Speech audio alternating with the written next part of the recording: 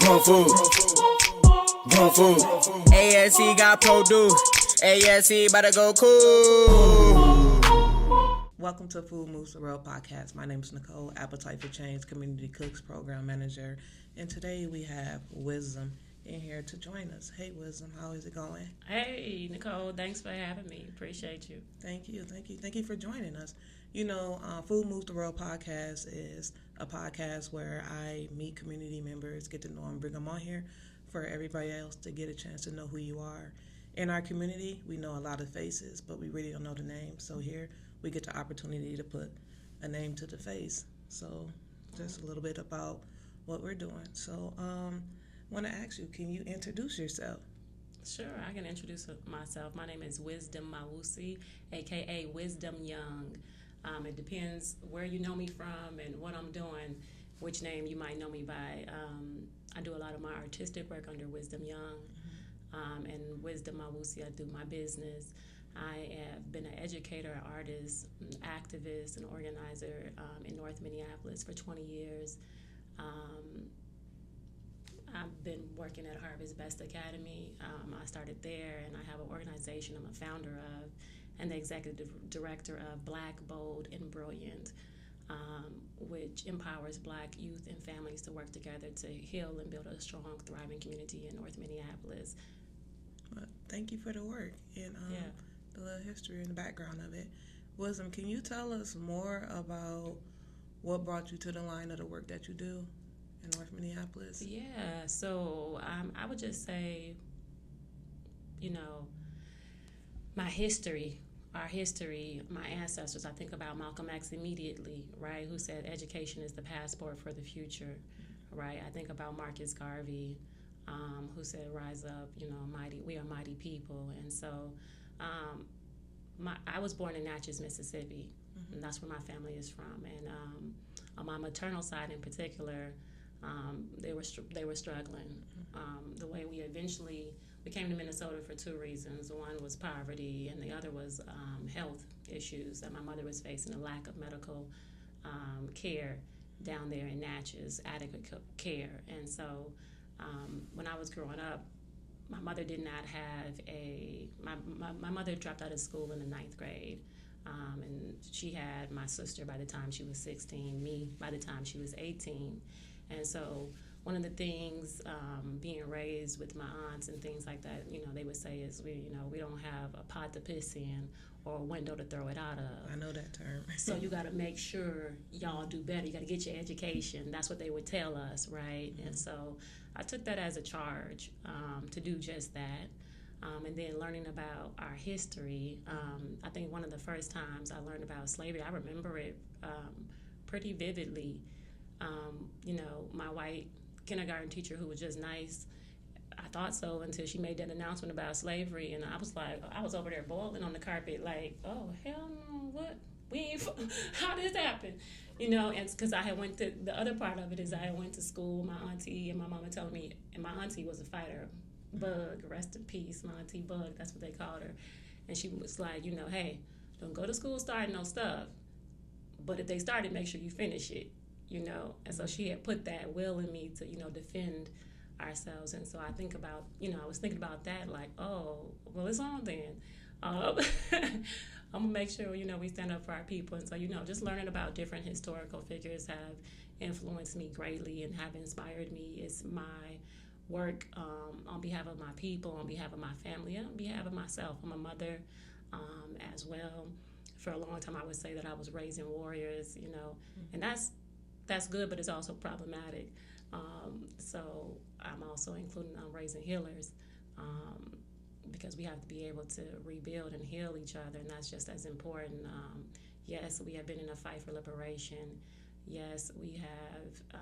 It's been challenging, but yet we still have the right, the will, and the need to enjoy ourselves, to care for ourselves, to take time. And so that's something I'm always balancing and trying to work on within myself.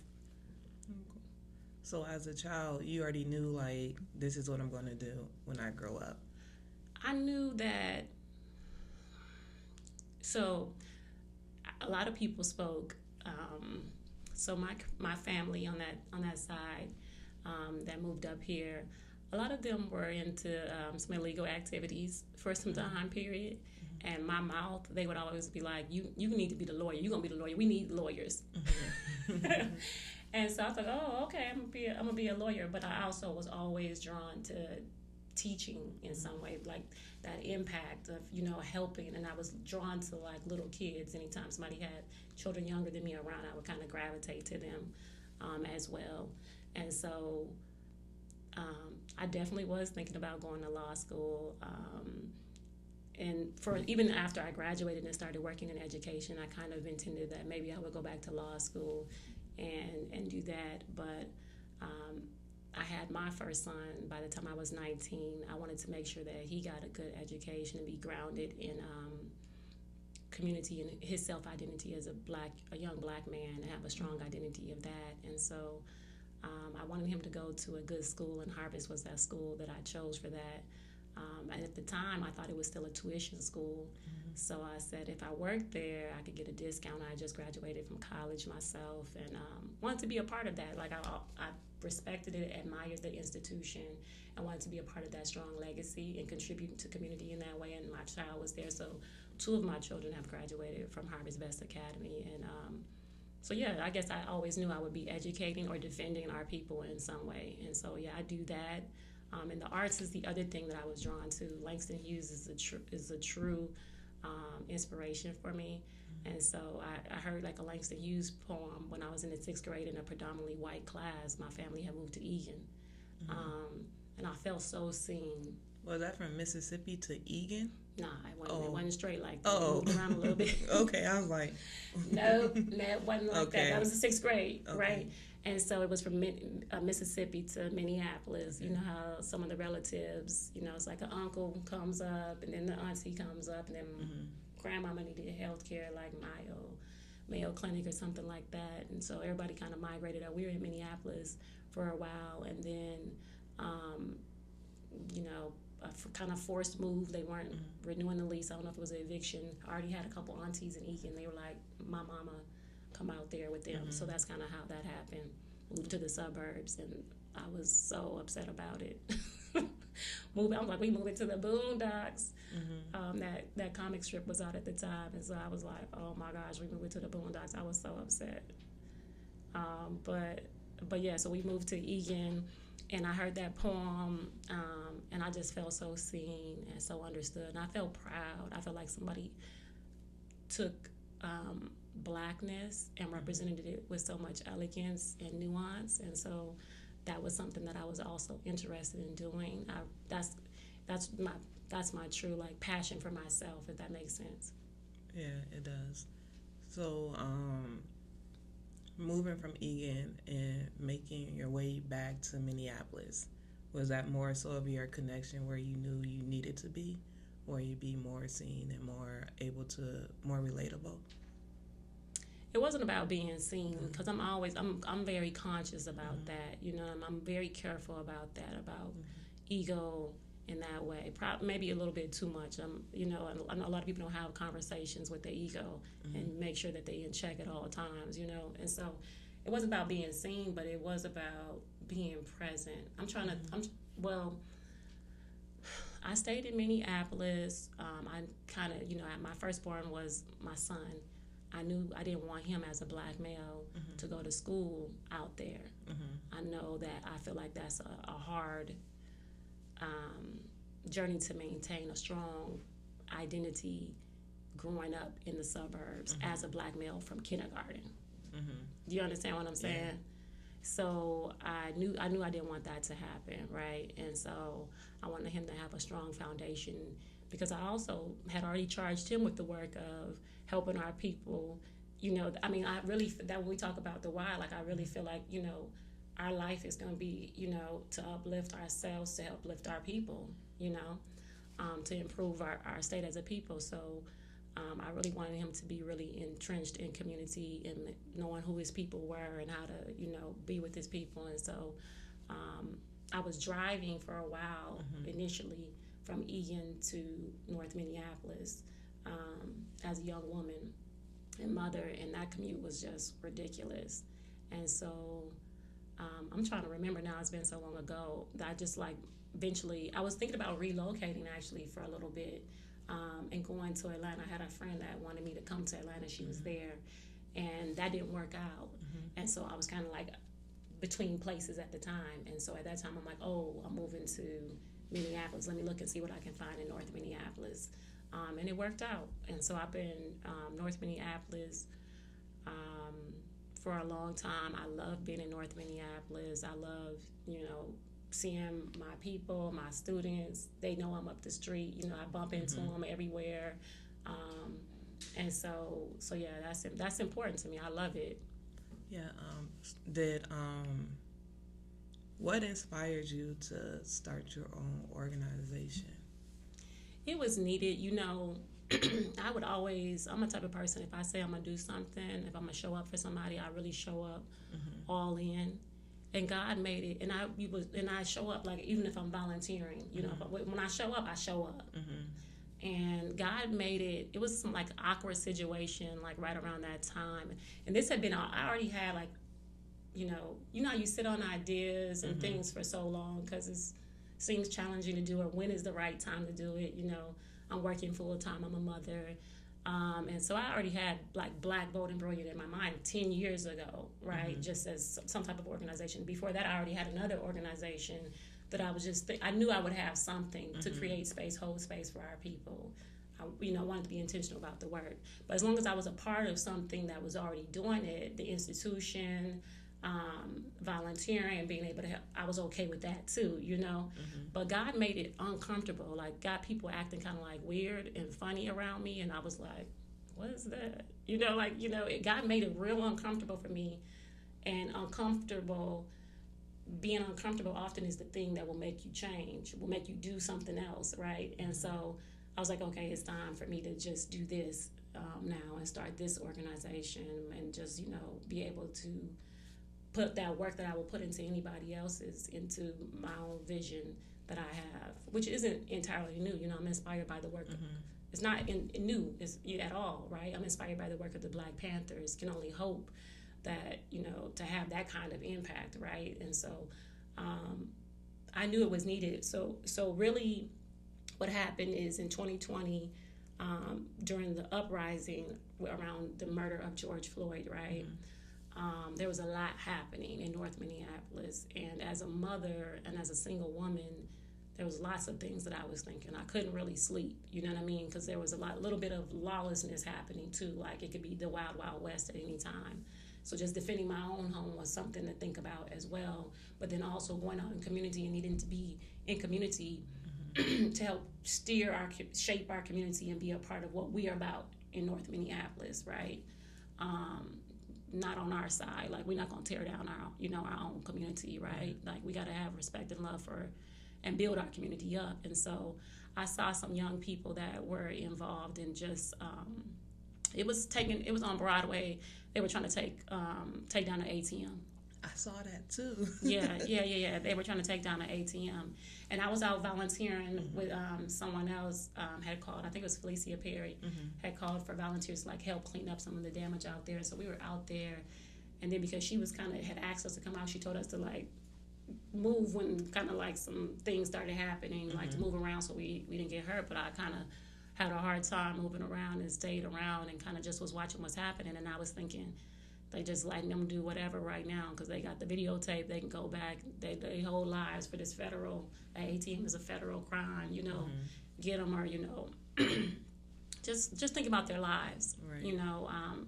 If it was from police violence, being locked up for whatever amount of time because of just them not knowing what to do to express their outrage exactly, right? Like, I felt like they needed a place to be constructive. Like, it wasn't just about destroying, but rather it was about building up a strong Black community. And I felt like there needed to be a space and opportunities for them to come together and do that. And so that really is what inspired me to start BlackBold&Brillant.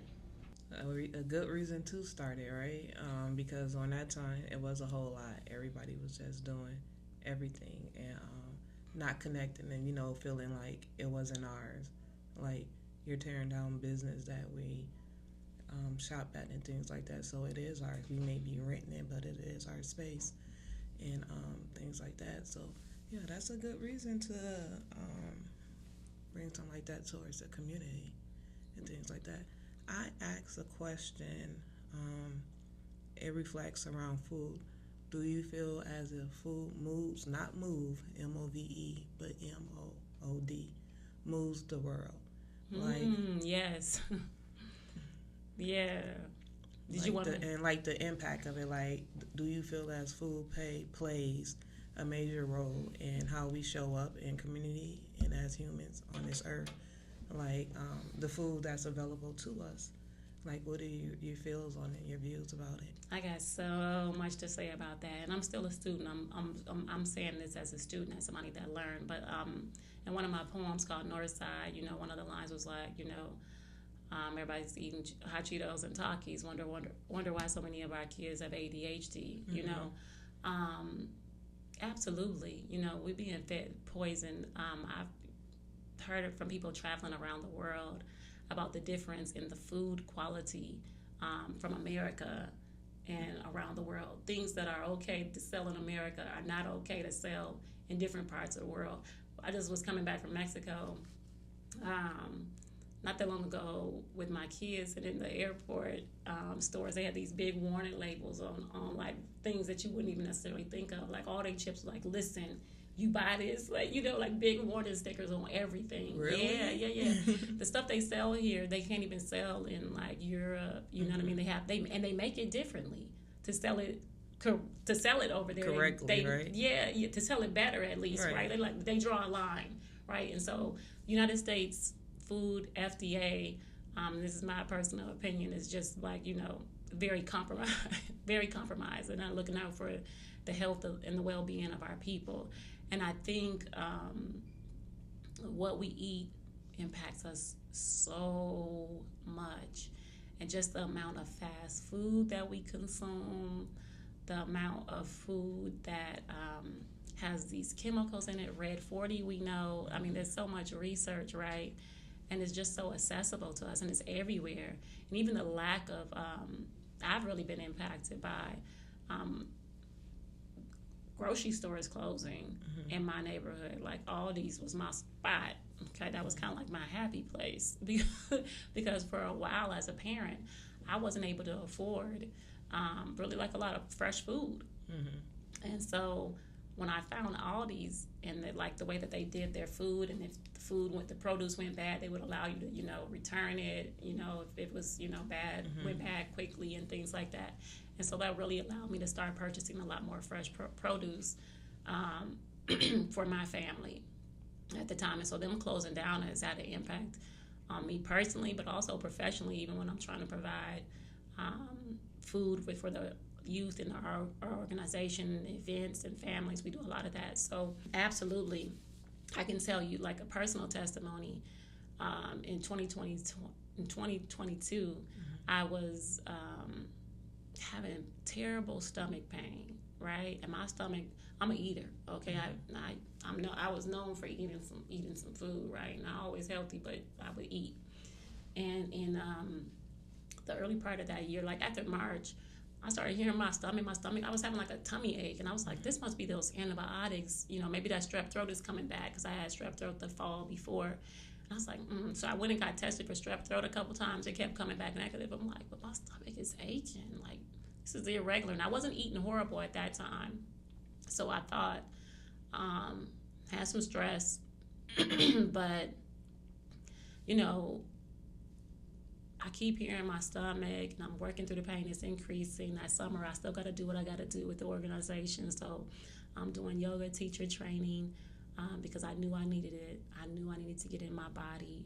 I know I needed to move my body, and I felt, I've been learning about yoga from the Zen band and things like that, and so I knew that would be good for me. So I did the yoga teacher training, which probably saved my life that summer, and I was still doing everything I needed to do with BBB, our youth internship and everything, and I was just working through it. And one day I was in so much pain in mid-July. After an event, I held the event, I worked through the pain, went to somebody else's event to support another youth, and then went to the emergency room. They still didn't diagnose me. And so after I did my yoga teacher training, we had a 21-day vegan fast that we had to do as part of the yoga teacher training. And so I graduated August 14th, and we broke fast that day, and I ate a chicken sandwich from some establishment. And I was in knots, just tore up in knots, like on my mama's, floor, just in knots, right? And so the next day, had a appointment, and she was like, you know what, let's do a colonoscopy just in case. And so by September, now I'm telling you, this is March, really started noticing symptoms late March, went to the doctor for sure in April. By September 15th and 16th, when I was landing on a trip in LA, I got the results that it was colon cancer. Mm-hmm. Yeah. And so I was like, what? Because at that time I really hadn't been eating. There were certain things I don't eat, like hot Cheetos and Takis and mm-hmm. things like that. But I was like, what? How did this happen? Like, what's going on? And it's a combination of things. But I'm just really hyper aware now of food, mm-hmm. what we eat, how it impacts our community. And I found out at the time it was kind of, I don't know if it's the right word, but before a pandemic or epidemic, it's on the rise. Colon cancer is rising. You see a lot of commercials about colitis and ulcers and things like that. And so our food quality is just really compromised and really diminished. And the fact that we're so busy and working so hard and doing so many things, we don't have people in the home cooking the way that we should be. I'm guilty. For sure. And, even knowing how to grow food, mm-hmm. When we talk about education, our education has been so limited. And I think that's really intentional. Mm-hmm. It serves capitalism, but our children knowing how to grow food and being in the earth, like, think about what kind of mood that is. Even when I go out, you can't tell now because it looks a mess, my yard, but... Y'all want to help volunteer, let me know. But when I would go out, just weed my boxes sometimes, right? Just the peace, the truth that was revealed to me in those moments of just being in the soil, being at the earth, just taking that time to just slow down a little bit. I just imagine that the impact that doing things like that holistic education could have on our community. Yeah. Absolutely. Those things they try to keep away from us to keep us busy. And it's just the simple things like you said that you're guilty of getting fast food or something quick to eat with your kids. Is that I don't think I would call it guilt, right? Because sometimes we be exhausted and sometimes we just don't have the time, and it's something that's needed, nourish our bodies. And just pray about it. I really want to give a shout out to you guys. You could do that. Yeah. Appetite for Change, because during the pandemic, during COVID, there was these meal boxes going around, and you guys provided all the ingredients, and you provided the recipe sheets, and you would deliver them once a week. And that was so dope. That was so impactful. And I would be up in there with the little ingredients, okay, it's gonna, it takes more time to do a little, follow the recipe. Yeah. But I had all the ingredients there, and it was just so dope. And that's something that I did, because when COVID hit, when the quarantine hit, baby, we wasn't eating out. You know what I mean? We was cooking. Mm-hmm. I was cooking. And I washed way too many dishes during that time. But, the kids were You was able to enjoy cooking during the pandemic, right? Because the world shut down. You know what? I kind of Everybody was in the kitchen. Low-key, I kind of got excited as a mother. Got your time back. My daughter was a freshman in high school. Mm-hmm. My youngest was probably in kindergarten. Or pre-kindergarten, I think it was. And I was like, oh, this is something new, it's different. But, I'm going to get to be with my kids. I'm going to get to teach my own kids. You know what I mean? Because we go out and I'm like, I'm going to teach my own kids. Okay, so what can we do? We can do some sewing. And then the schools started inundating us with packets and computers and laptops and classrooms. You know what I mean? So I didn't. And that didn't work. And so I didn't get to do all those things, but I got excited for a moment, like, oh, we can make some pillowcases, we could, we can do some cooking, so I got excited for a minute, but it brought me a peace to be able to be at home, to be with my children, even though we had to be on computers, they had me teaching from a computer at times. My daughters would teach, and this one was, we were separated sometimes, but we were still at home, and we would go out for walks to get some fresh air. And I really had a peace about being at home, being able to cook meals for my family. I got tired of washing all them dishes, but but yeah, there was some peace that I gotta give a shout out. So thank you guys for helping support our community during that time. It was so helpful.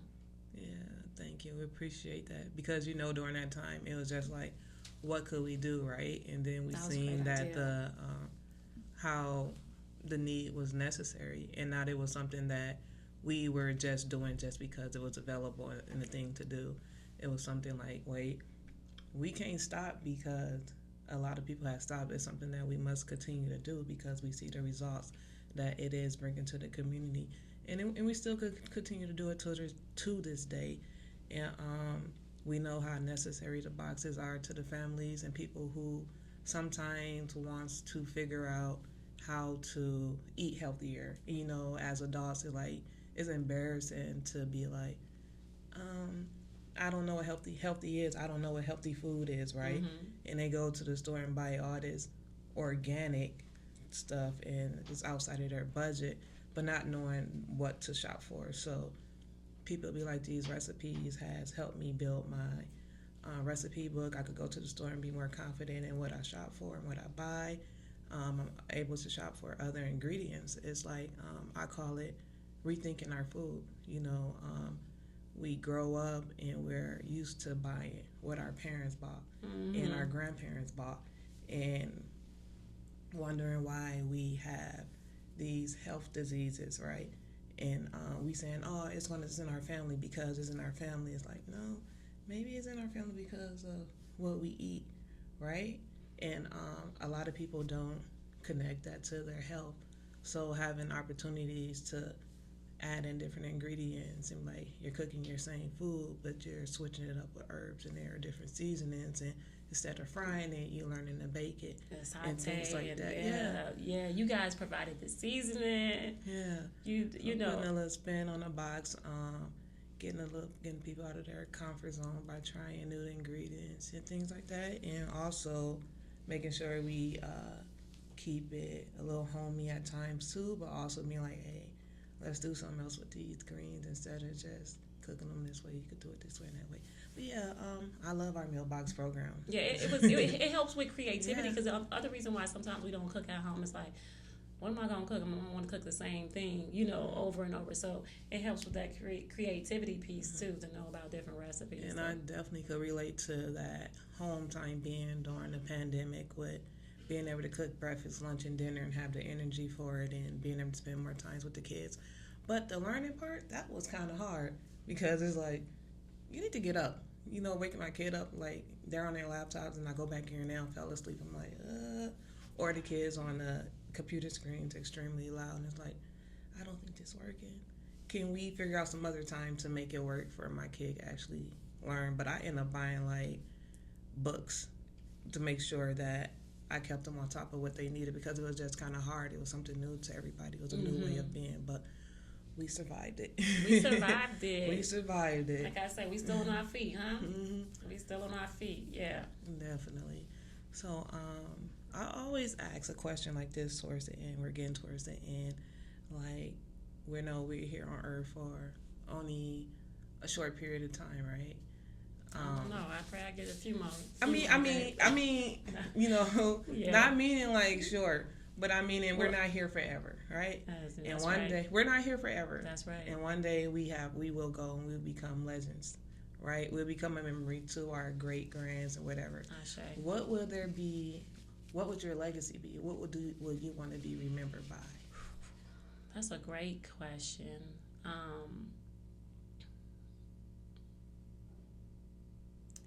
I would want to, part of my legacy, I want to be as a person that was a multiplier and an adder, a person that was always willing to help, to lead, to do what's necessary and got things done. A person that was in the fight for liberation for our people, that was devoted to our well-being. Someone that also, I want them to remember the completeness of me, right? Someone that's a rebel, someone that's an artist, someone that's passionate, that loves to laugh. You know, a lot of people don't know that side of me, but I love humor, you know, and that's really what sustains me.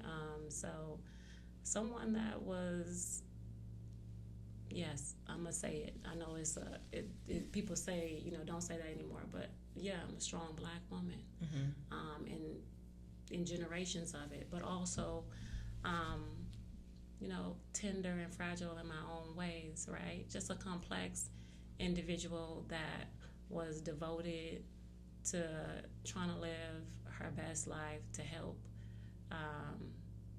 someone else. I believe that. You know, I tell my children, yes, because we're kind of living in a time where everybody's kind of very self-centered. And yeah, you got to take care of self, but give a damn about somebody else besides yourself. Absolutely. You know, what can you do if it impacts one person positively?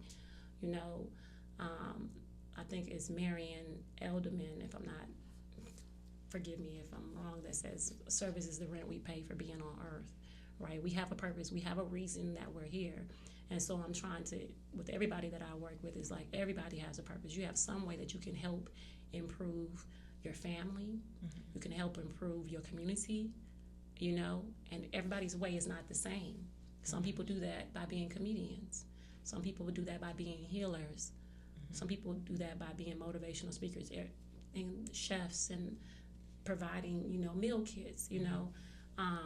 But we all have our own way, and it's important. And so, yeah, I hope they hold me whole, the complexity of me. Yes, absolutely. Yeah. That's a lot. So now we are ending. I want to say thank you for coming. I appreciate our time here on the podcast. Doing food. ASC got produce. ASC about to go cool. We gon'